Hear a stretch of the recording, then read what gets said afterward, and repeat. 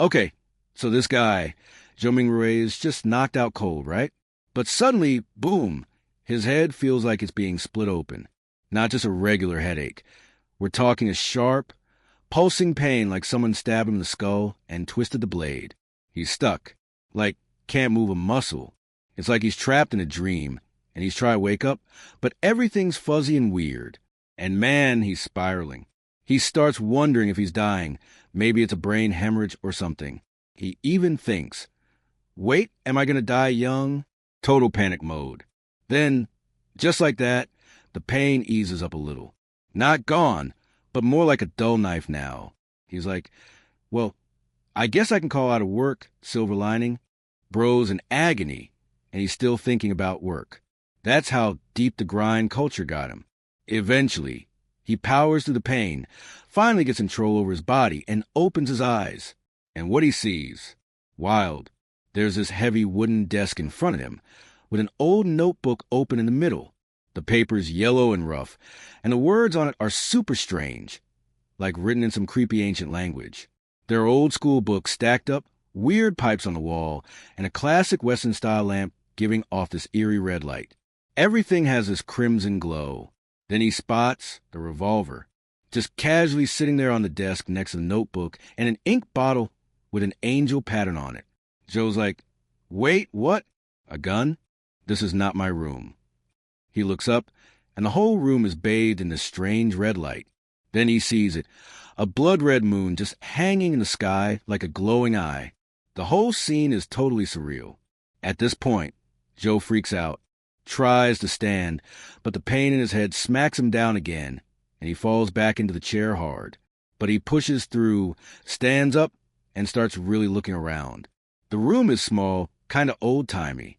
There are 2 wooden doors, a bed, a cabinet, and some weird steampunk-looking contraption on the wall. There's even a little kitchen set up in the corner with pots and stuff.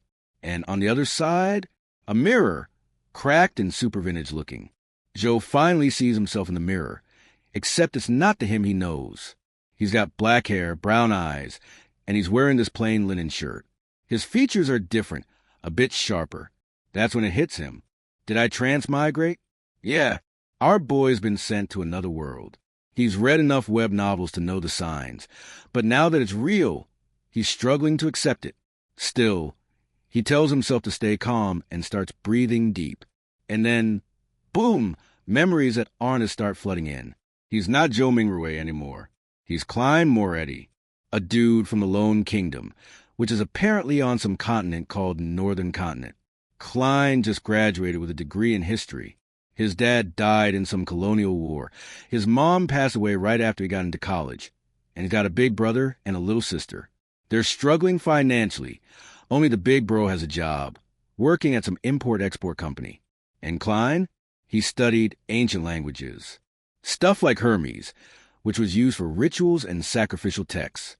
Joe or Klein now is like, wait, Hermes language.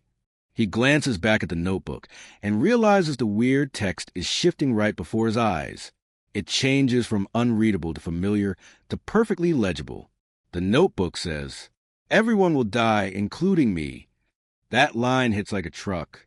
He physically recoils, stumbles back, barely catches himself. The air around him feels heavy, like something is whispering right in his ear, like a ghost story your grandma told you as a kid. Trying to shake it off, he turns away from the notebook and spots that revolver again. And a thought creeps in. How did Klein's broke family even afford a gun? But then he notices something. A handprint. A red, bloody handprint on the table. He flips his hand over. His palm is covered in blood. And that headache? Still going strong, just duller now. He starts thinking maybe he hit his head somehow. So he heads over to the cracked mirror to check himself out up close. And what he sees, just straight-up nightmare fuel. There's a wound on his temple. Not just a cut. It's messed up. There's blood, burn marks, and something white and squirming, like brain matter. Yeah, no joke. His head is literally cracked open. He just stares at the reflection, shaken to the core. It's Klein Moretti staring back. But deep down he knows he's still Zhou Mingrui. And whatever this place is, it's not a dream. It's real. And something way darker is going on than just a random body swap. Bro, imagine waking up, looking in the mirror, and seeing a corpse. Not just tired eyes or bedhead. A full-on dried-up, hollowed-out, blood-covered corpse staring back at you. That's exactly how Zhou Mingrui started his night. At first, he couldn't believe it. The guy in the mirror had wounds no living person should survive. But then he touched his chest. His heart, still beating. Skin, warm. Knees, bent just fine. Okay, so somehow he was alive, but he had no idea how. He tried to check his head wound again, but the light in the room was too dim. Only that creepy reddish moonlight lit things up, and it wasn't helping. He turned to look at the wall by the desk, and suddenly a memory hit him. That old gas lamp by the pipes? Yeah, it came back to him. This wasn't his place. This was Klein Moretti's place. The memories didn't feel like his, but they were there. Apparently, Klein had a rough family life. Poor, scraping by. But his older brother Benson had pulled off a miracle. Argued with the landlord to get gas lines installed, just so Klein could study better at night. Even managed to buy a gas lamp cheap through his job. That memory hit different. You could feel how much Benson believed in his little brother. So Zhou tries turning on the gas lamp. Nothing. No light. Just a bunch of clicking and hissing. Then another memory kicks in. The gas meter by the door. He walks over, pulls a coin from his pocket, a Lone Kingdom copper penny, bronze shimmer, super old school, and drops it into the meter. Click. Clang. Gears grind. He walks back, tries the lamp again, and this time, boom, a warm glow fills the room. The creepy moonlight vanishes. He finally feels safe. Now, back to the mirror. Zhou inspects his temple wound properly. The bleeding had stopped. And get this, his exposed brain was healing. Flesh was growing back, like it was regenerating on its own. He stares at it like, wait, did transmigration give me a healing buff? Either way, he was alive, and he wasn't planning to waste a second chance. First thing he did, grabbed a towel and soap, and headed to the communal bathroom down the dark, creepy hallway. He was more worried about scaring his sister Melissa the next morning than anything else. That tells you something about the kind of guy he is. The hallway was straight out of a horror film. Dark, long shadows, red moonlight spilling, and just enough to make everything worse. But he makes it to the bathroom, turns a faucet, and water comes rushing out. That reminds him of the landlord, Mr. Frankie. Short guy with a top hat who hated when tenants used too much water. Like, screaming through the door angry. Still, Joe washed off all the blood, cleaned up his shirt, and tried not to think about getting evicted by a guy in a vest with a cane. But then it hit him. There was a lot of blood. His room probably looked like a crime scene. He rushed back and yep, blood on the floor, a bloody handprint on the desk, and oh yet a bullet in the wall.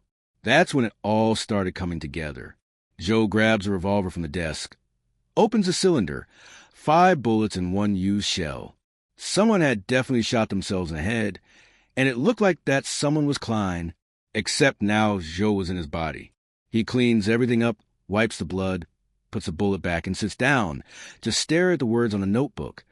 Asterisk, everyone will die, including me. Asterisk, so many questions, man. Where did Klein get the gun? Was it suicide for real or something more shady? What kind of trouble did a broke history grad get into? But right now, those weren't the biggest questions on Joe's mind. What he really wanted to know was, asterisk, why did he transmigrate in the first place? Asterisk, he misses family, his friends, the internet, good food, everything. He didn't ask for this. As he sat there, fidgeting with the revolver, something clicked in his brain. Bad luck. That's how this whole spiral started. And then, asterisk, bam, asterisk. He remembered something right before dinner in his old life. He'd tried a luck enhancement ritual from this weird ancient book he bought as a joke. It was called Quintessential Divination and Arcane Arts of the Qin and Han Dynasty. He only tried it because he'd been on a crazy unlucky streak lately. Phone stolen, work going badly, people scamming him.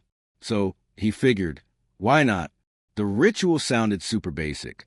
4 portions of staple food in each corner of the room. Take 4 steps counterclockwise. Chant some mystical phrases about heaven and earth. Then stand there with your eyes closed for 5 minutes. He didn't expect it to work. He just wanted to try something.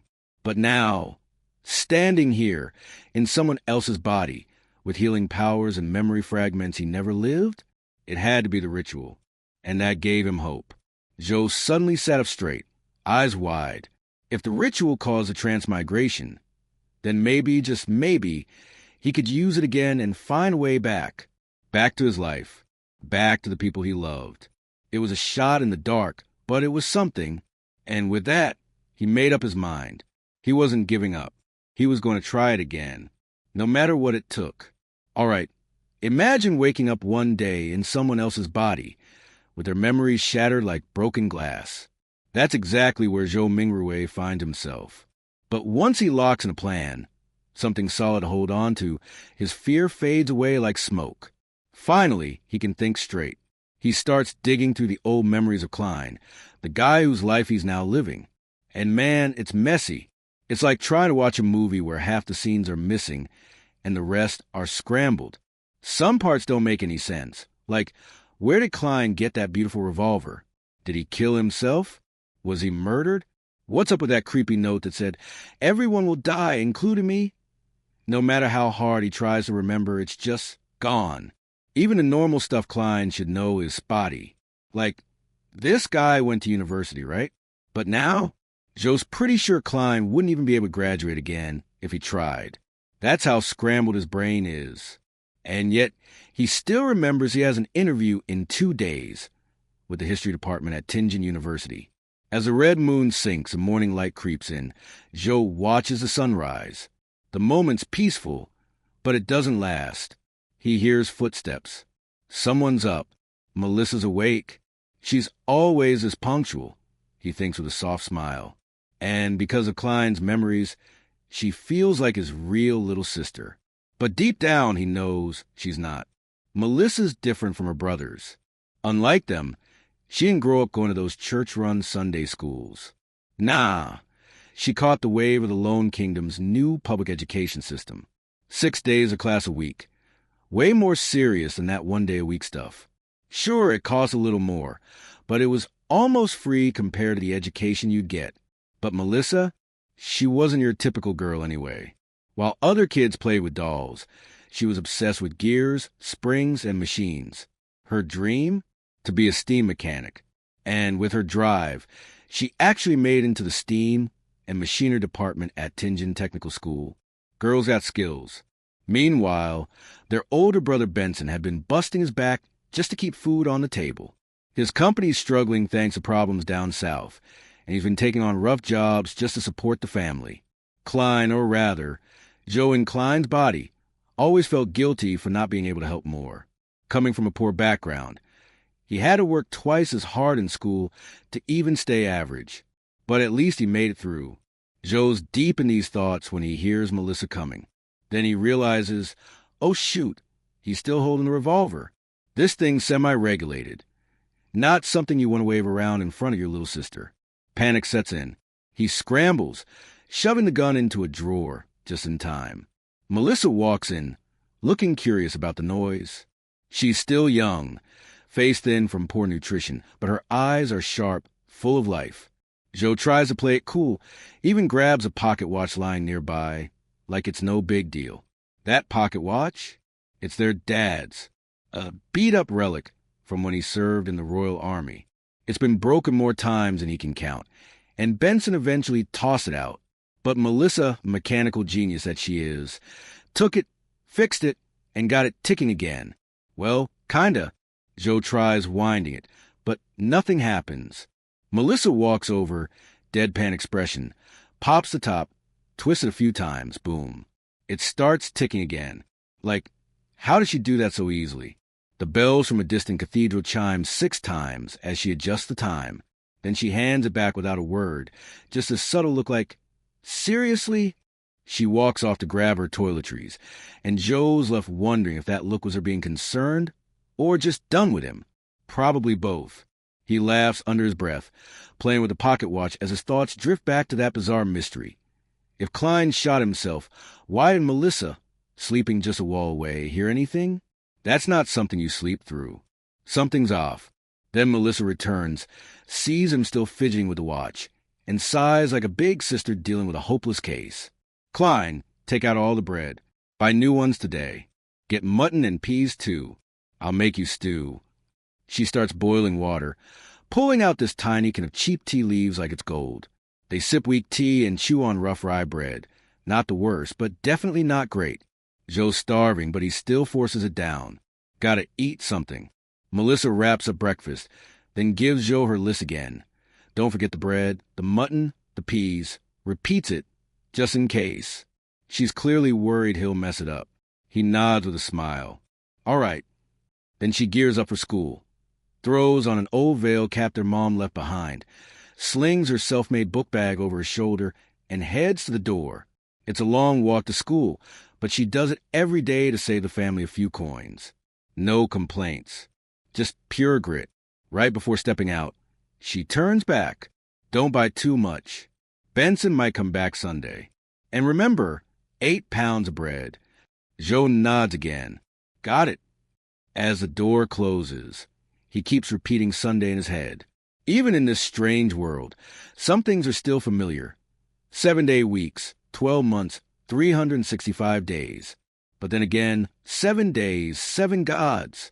The world might feel normal on the surface, but there's a lot more going on underneath. Once Melissa's gone, Joe lets out a long sigh. His mind drifts to the ritual, the one that might help him get back to his real life. Because no matter how well he plays the part, no matter how familiar these memories feel, he's not Klein, and he just wants to go home. Our guy, Joe Mingrue, is just chilling, sitting in his little room when he hears the distant cathedral bells ringing 7 times. That's when he slowly stands up and starts getting dressed. But not in regular clothes. Nah. He pulls out this sharp black vest, matching suit, and even a top hat. Dude looks like he's about to step into a Victorian-era drama.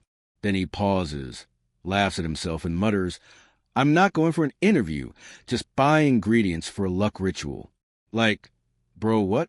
That's when we find out he's still got Klein's habits in him. See, Joe isn't originally from this world. He somehow took over Klein's body, and his old instincts keep kicking in. Anyway, he changes into something more low-key, a brownish-yellow coat and a felt hat, and heads over to a cushion on his bed. Now this part? Kinda intense. He lifts the cushion, reaches into a hidden hole, and pulls out a stash of notes. Not a huge amount, just 8 faded bills.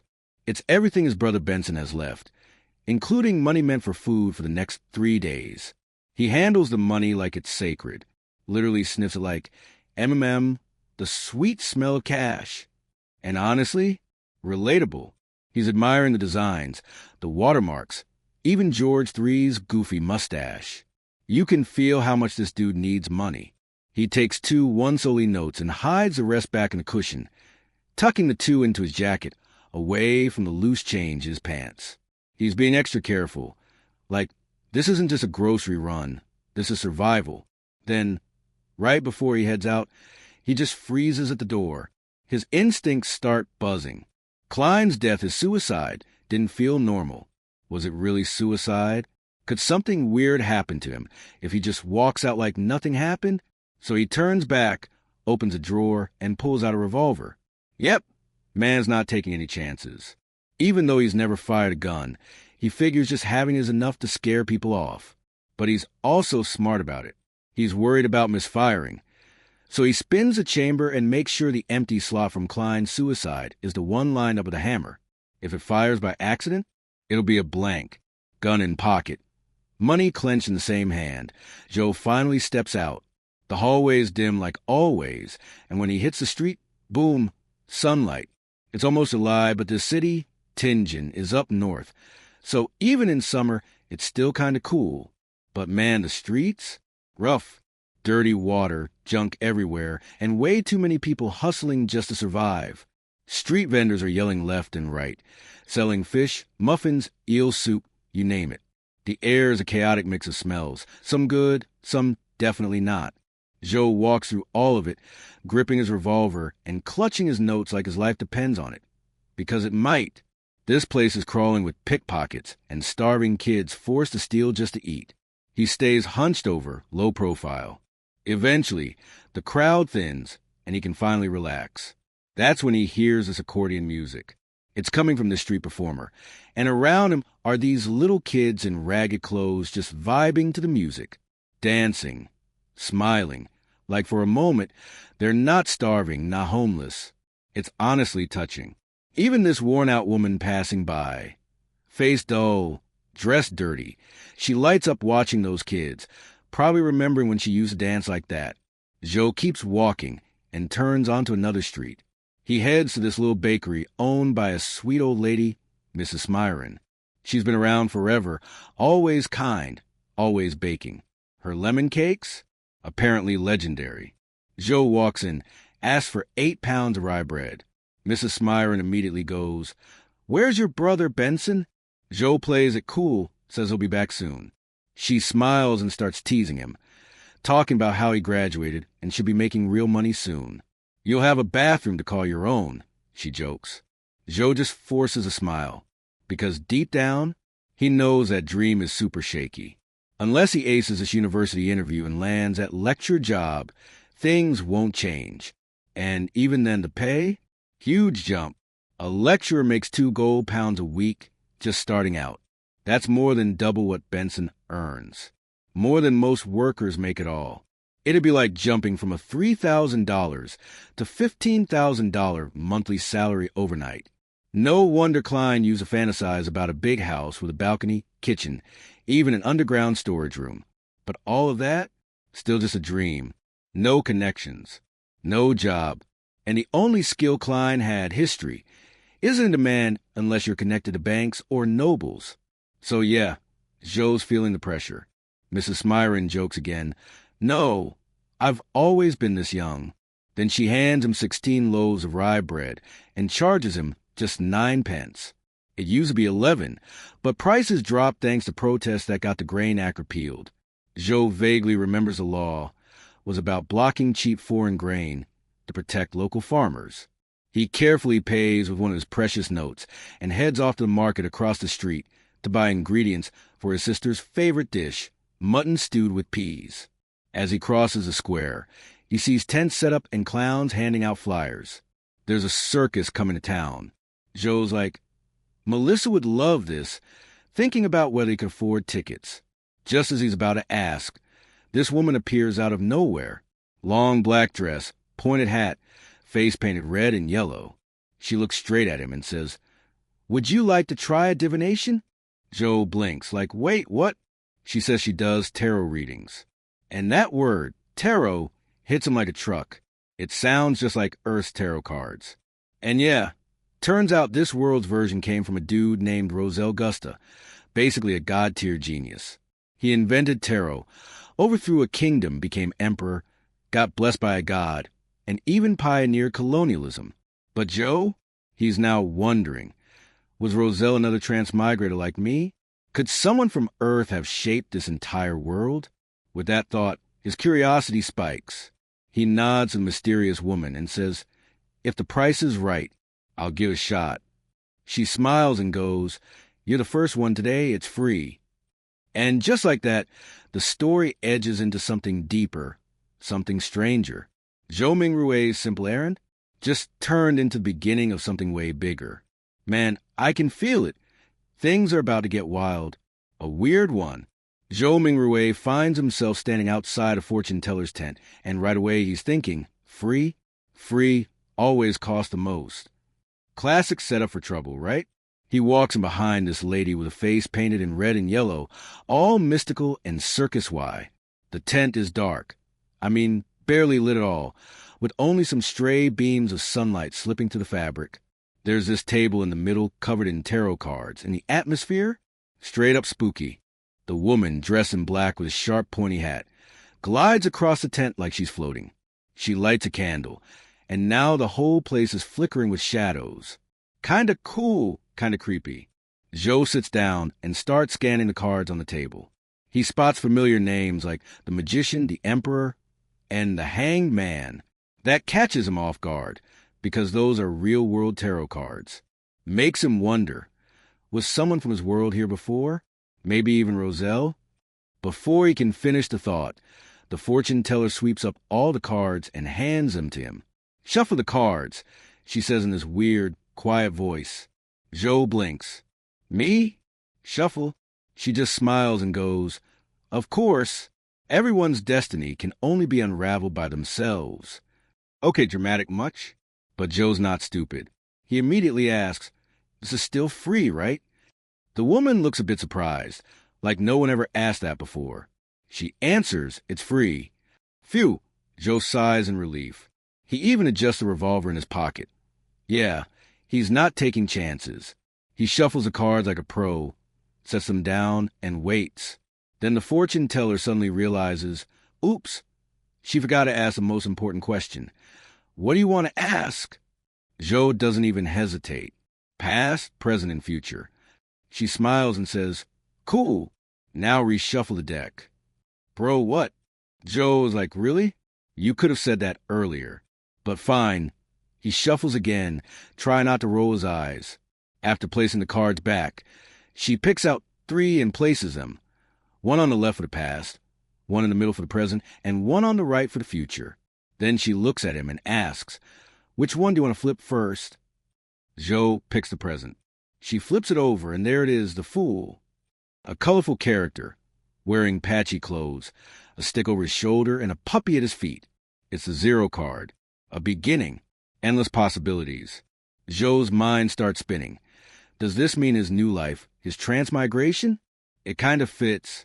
But before anything else can happen, bam, the tent's flap swings open, sunlight floods in, and another woman storms in yelling, "Why are you impersonating me again?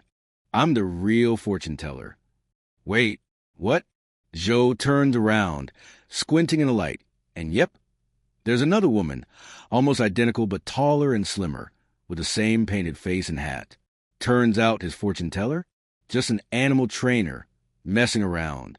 The fake one huffs, admits she just likes doing readings, and quickly scurries off. The real one walks up like nothing happened. "Sir, would you like me to interpret your cards?"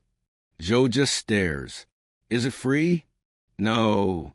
"Yeah, no thanks." Joe puts his hands back in his pockets and walks out, gripping his money and his revolver. An animal trainer, really? The whole thing felt like a clown show. Anyway, he moves on with his day, hits up the market, and grabs some food, cheap mutton, beans, cabbage, onions, potatoes. All the essentials. Ends up spending more than he planned. "Poor Benson," he mutters, thinking about his tight budget. But food wasn't just for dinner. Joe's got something bigger in mind. A ritual. Yeah, we're getting into magic now. He waits till the other tenants leave. Then he starts translating this incantation. Blessings stem from the immortal Lord of heaven and earth into different languages, just in case the original version doesn't work. He even tries to use ancient ritual scripts, though he struggles with the translation. Once everything's prepped, he sets up 4 loaves of bread in key spots around the room, takes a deep breath, and begins. He walks in a square, counterclockwise. With each step, he chants a variation of the incantation. His voice is low, focused, kind of eerie, back in his original spot. He closes his eyes and waits. He feels something. The air thickens. A whisper creeps into his ears. Weird, chaotic, not even in a language he understands. It's like madness is knocking at his brain. Suddenly, pain, like a drill through his skull. Joe tries to open his eyes but can't. His whole body feels like it's about to snap. Just before his mind breaks, the voices stop. Silence. He opens his eyes and sees fog. Thick, gray, endless fog. Crimson stars float in it. Some huge, some tiny, some deep, some drifting near the surface. Joe's just floating at the edge, completely stunned. Out of instinct, he reaches for one of the stars. Touch. It bursts into crimson flame, almost like a dream. Startled, he pulls back and touches another one by accident. Boom! Another explosion of light. Suddenly, his mind blanks out. His spirit feels like it's slipping away. And then, somewhere else, in a fancy villa in Backland, Audrey Hall sits at a vanity mirror. She's chanting like she's in a fairy tale. Mirror, mirror, awaken. Nothing. She tries over and over, still nothing. Finally, she gives up. Ugh, Dad lied again. Said this mirror was a treasure. And right then, the mirror glows red. Crimson light wraps around her. Cut to a stormy sea. A three-mast ship rides massive waves. On deck, Alger Wilson stands tall in a lightning-embroidered robe, holding a strange bottle full of frost, wind, and bubbles. He mutters, "Still need ghost shark's blood." Boom! Crimson light bursts between the bottle and his hand, swallowing everything. Back in the fog, Audrey regains her vision. Across from her is a man, confused, just like her. Then they both see someone else standing nearby, cloaked in gray mist. That someone? Zhou Mingrue. He's just as lost. Audrey and Alger speak at the same time, their voices laced with suspicion and fear. "Sir, where's this?" "What are you planning?" And that's where it ends. Zhou, now caught in something way bigger than he expected. One minute he's buying groceries. The next he's in the unknown, surrounded by strangers, touched by the stars. And yeah, whatever he did definitely wasn't just a simple ritual. Zhou Mingrue, our guy, finds himself surrounded by this creepy gray fog. Not only that, but two random people, a young noblewoman and a mysterious dude, suddenly appear out of nowhere and get dragged into this world with him. Everyone's on edge. Nobody knows what's going on. And Zhou, he's just as confused as the rest of them, but he can't let that show. He knows he has to act fast. Either pretend he's just as lost as they are, or play the part of mysterious master of this foggy place. And he chooses the second one. Because, hey, if you're thrown into a supernatural situation with strangers, might as well be the one calling the shots, right? So after a bit of silence, he just chuckles and calmly says one word. An attempt. That's it. No explanation. Just vibes. And the girl, her name's Audrey, is like, what the heck? She was literally doing her makeup a second ago. Turned around and boom, now she's in Fog World. Audrey, trying to keep things civil, gives him a smile, though she's clearly freaked out, and asks, "Is the attempt over? Can we go back now?" Meanwhile, the guy next to her, Alger, doesn't say much, but he's watching closely, trying to read Zhou's every move. Zhou sizes him up through the mist. Audrey's this tall blonde, elegant but blurry through the fog. Alger's got messy dark blue hair and a quiet, sharp vibe. And Zhou starts noticing these two don't even seem fully real. They're kind of transparent, tinted with a strange red glow, like they're just projections from somewhere else, tied to this fog through some invisible connection only he can sense. He realizes something big. In this place, he's a master, and these two, just visitors. That changes everything. So he smiles at Audrey and says, "Sure, you can return if you make a formal request." Super calm, super cryptic. But Audrey doesn't feel any bad intent in his voice, so she relaxes a little. In fact, instead of rushing to leave, she lights up with curiosity. And this is where it gets interesting.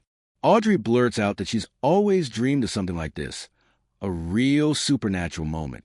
She's obsessed with mysteries and miracles, and now she wants to become a beyonder, someone with powers beyond normal humans. She's low-key geeking out. Zhou, on the other hand, is thinking, "Girl, I wish I knew how this worked too." But again, he's got to maintain the vibe of being this all-knowing figure. And he starts imagining how he should be acting right now, sitting in a massive, ancient-looking palace at the head of a long table, just watching them from a throne. And get this, the moment he thinks about it, the fog reacts. Boom, the scenery shifts. Suddenly, giant stone pillars rise around them. A vast dome forms overhead. It's like they're in a divine palace made for gods or giants. A long bronze table appears with 20 tall chairs glowing faintly with crimson constellations. Audrey and Alger find themselves seated face to face next to the head chair, Zhou's seat. Audrey looks around wide-eyed and mutters, "How fascinating." She's hooked. Joe plays it cool, lightly tracing the edge of the bronze table while Alger finally speaks up, answering Audrey's earlier question, how to become a Beyonder. Alger tells her straight, yeah, you can join one of the big churches, Evernight Goddess, Lord of Storms, or God of Steam and Machinery. But most people go their whole lives without ever seeing a real Beyonder. They're rare, hidden, still out there fighting dark stuff, but nothing like before. Audrey listens quietly, but then drops a truth bomb. She knows all that already. She even knows about special Beyonder groups like the Nighthawks and mandated Punishers. What she doesn't want is to give up her freedom. Joining a church comes with baggage. Alger gives her this almost mocking little laugh and says, yeah, becoming a Beyonder always comes with sacrifice. If you don't go the church route, your only other options are nobles with ancient bloodlines or shady underground organizations. Audrey clearly hates all those options. She puffs her cheeks, looking frustrated, then asks the million-dollar question, isn't there another way? Alger falls silent. Then he glances at Joe, who's still just chilling in his seat, not saying a word. Alger turns back to Audrey and says slowly, I have 2 sequence 9 potion formulas. And that catches everyone's attention. Even Joe, who hides his reaction but is definitely intrigued. Audrey's eyes go wide. Really? Which ones? Alger leans back and starts explaining. First, there's the Sailor Potion. Gives you insane balance, strength, and lets you move underwater like a sea creature. Rainstorm? No problem. You're practically untouchable in the ocean. It's old school stuff from the Lord of Storms people. Second, there's Spectator. And this one, it's wild. Spectators are sharp, like scary sharp. They observe everything. They can read people's emotions, habits, even their deepest thoughts just from how they move or speak. But Alger warns her, no matter where you are, in a crowd or at a party, a spectator is always just that, an observer. Audrey takes a moment, then quietly says, I think I'm in love with that idea. She's dead serious. She wants the spectator formula, and she asks what she needs to trade for it. Alger? He's ready. He says, 100 milliliters of ghost shark blood. Audrey's like, okay, weird, but doable. Then she pauses, realizing there's a problem. How do they actually trade this stuff? How can she trust Alger will give her the real formula? And how can he trust her? Alger gestures toward Joe and says, we'll do the trade under the witness of our mysterious host. Audrey lights up. Of course. This guy just transformed Fog into a whole palace. Who would dare break a deal in front of him? They both turn to Joe and ask, Sir, will you witness our trade? And then Audrey suddenly realizes they've been talking to him this whole time without even asking his name. They both pause and ask seriously, Sir, how should we address you? Joe leans back, fingers steepled under his chin. A name pops into his mind, something from a vision or maybe a deeper part of himself. He looks at them, smiles faintly, and says, You can call me the Fool. And with that, everything changes. Simple words, but they hit hard. Audrey and Alger, the 2 people at this weird mystical gathering, feel those words like a ripple in their souls. They didn't expect that title, but honestly, it fits. This guy, the Fool, feels like a powerful, mysterious figure straight out of a legend. Audrey, ever the proper lady, stands up, gracefully curtsies, and asks him, super politely, if he'd be willing to witness a trade between her and Alger. And the Fool? He's chill. Just says, it's nothing. Like it's totally normal to preside over supernatural deals in the fog. Alger follows suit, standing up and giving this respectful, hand-on-heart kind of bow. It's like everyone instinctively knows they're dealing with someone way out of their league. The Fool just gives them a soft nod. Continue, the both of you. Now the real deal starts. Alger leans in and tells Audrey where to deliver the goods. Some blood from a ghost shark. Super casual, right? He wants it sent to a bar called Warrior and Sea in Pritz Harbor. Very Pirate Corps vibes. Says to tell the boss. It's what the captain wants. Smooth and cryptic. Audrey's like, cool, but instead of mailing the potion formula to me, just tell me now. I trust my memory. Which also tells you she's got some serious confidence. But there's more. She glances back at the fool, eyes sparkling, and goes, "Hey, Mr. Fool, would you mind making more of these gatherings happen?" Alger jumps in too. He's clearly feeling this whole setup.